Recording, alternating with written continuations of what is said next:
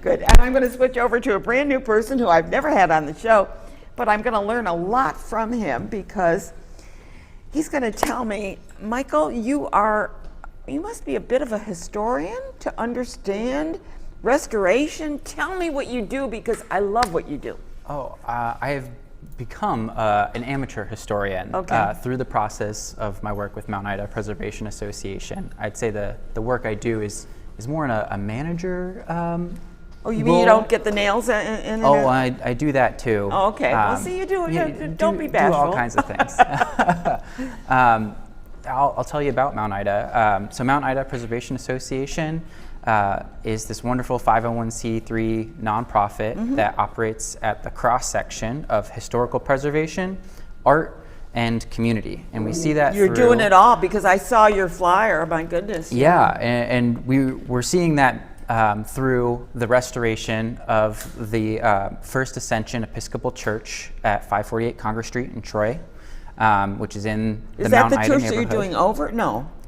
Is that the church you're doing over or restoring? Yeah, that's the church we're restoring. All right, okay, good. And essentially, we have to breathe new life back into this building. Was it abandoned? It was. Okay. So it was an Episcopal church. It's like the Universal Preservation Hall up in Saratoga. Yeah, it was abandoned. Yeah, it was abandoned around 2000 and was left neglected until 2009. Oh, that's a long time. It is a long time, and a lot can happen. And it just so happened during that time in Troy, the city was going through and looking at these neglected buildings to demolish them. And Mount Ida Preservation Hall was on that list. And through the paperwork, they found a reverter clause in the deed that allowed the building to pass to a descendant of a reverend of the church. And it just so happened. Did you find the person? There was just such a person. What a miracle that was. Brant Caird, who's currently our vice president, and actually created Mount Ida, or was one of the co-founders of Mount Ida Preservation Association before it acquired the church. Mount Ida Preservation Association has a history for preserving the dam in the neighborhood, and was sort of an empty nonprofit. So now you were able to pull this right in. Yes, and in 2009, the new mission of Mount Ida Preservation Association became to restore the church through that reverter clause and that chance connection, which was really exciting. So now you've repurposed. That's right. Repurposing the building, and you're doing a lunar. I know you have an anniversary, so tell me what anniversary is this? Because I couldn't. Absolutely. Yeah. So we opened our sanctuary just this year in April, which means we have a large venue space, and we are working towards developing a program to fill that and breathe the life get people into there. the building. It's exactly right. So the first concert that happened, they actually lost their original venue, and we're on the look, and we opened at just the right time. We're here. And so the Luna series is a singer-songwriter series that focuses on healing music and the power that music has and the healing capacity. Yeah. And so they've set up a little candlelight setup with some lovely lighting, and the stained glass comes in just right. And the music is just really powerful because it has that focus on authenticity, the artist's lyrics, and the passion they have. The church lends itself, a lot of them come with PAs expecting to use them, and they find that the natural acoustics of the church are perfect. The acoustics are so good, for their music. And so they perform every full moon, Monday closest to the full moon each month. Okay. And that's the continuing series. So this is the one that you're advertising. The one I'm advertising is. They do that every month? The Luna series is every month. Okay. This one I'm advertising is the anniversary show, and it's a special one. It's their anniversary show, and that's October the 21st. It's October 21st, and it's going to have 11 out of the 12 artists they've had in the past year, all coming to do short sets as an exposition for what the Luna series has been about. So if you've missed out on the Luna series, this is the time to come and enjoy and catch up and see what it's about. Yeah, this is I guess a process that you're going through with this.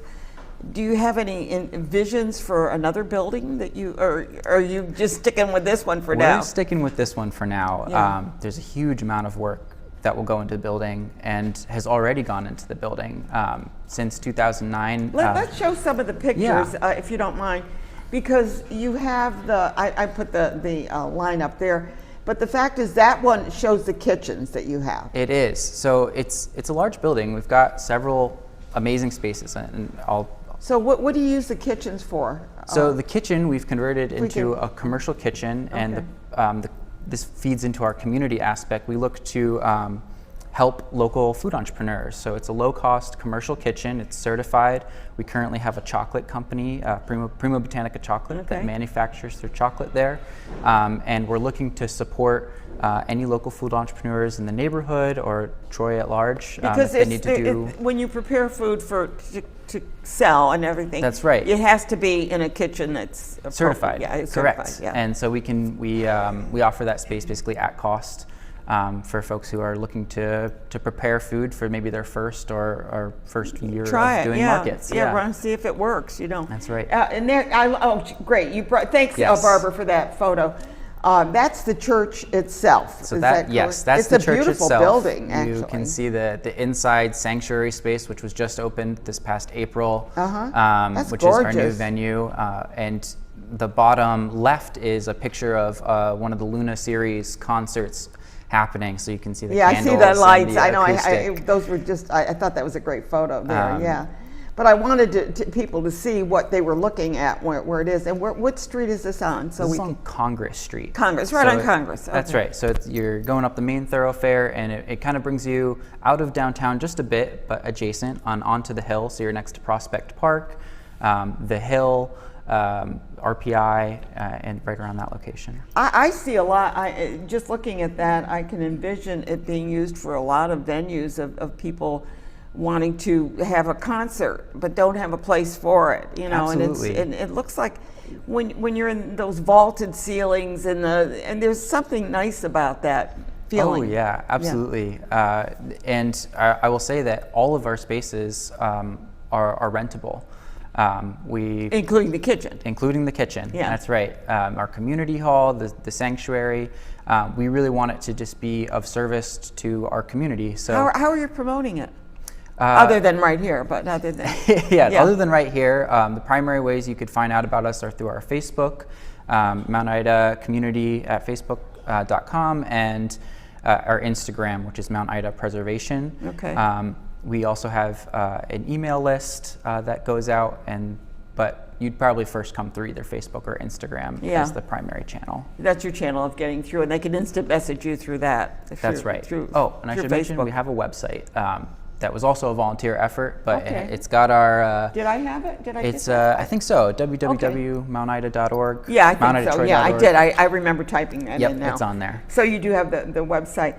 We've got to get the word out on this because to me, you have such a jewel in Troy, and you really need to. And Troy tends to have some really great events in the community. So many events. They had the pig out, and they have, you name it, they have it. Right. Now I know that's not for you, but but there are other venues that you could have. That's right. And I think when people think of Troy, they think of downtown as the main piece of it. But sometimes you forget about the Lansingburg neighborhood, or in this case, the Mount Ida neighborhood up the hill. And it's a big part of our mission is bringing in those folks who don't necessarily have the same sense of community that downtown does, and show them that they can also have that sense of community. I went to a concert at the Sanctuary for Social Media. Sanctuary for Independent Media in North Troy. And they utilized that building very well. We honestly look up to them in a certain way. They're a bit further along in their process of having restored the church and really have robust and amazing programming. The concert was very well attended. It's not a huge area. At least where it wasn't a huge area. But they brought in a group from Ireland, and it was fabulous. I thought, or Mexico, I forgot. Mexico, I guess it was. I see so many concerts. And so I envision the same thing for you, that it would work very well. Yes, I'd say that they are absolutely an inspiration. Yeah, they are. Yeah, good people over there. Yeah, doing good things. Thank you, Michael, for being on the show. Just don't go anywhere. I got to tell everybody who's coming up. So we're looking at October. In October, we have Art Night coming in, because they've revived the Art Night in Schenectady. We have a Chinese calligrapher coming on, and he will be showing us some of his calligraphy, and he's giving demonstrations and classes at the library. He's done a number of libraries, and he's a fabulous, fabulous calligrapher. This man is amazing, but he's coming on. Then we're having Gallery 5, that's another art thing. Saratoga Voices is going to be joining us as well. And then there's a tennis and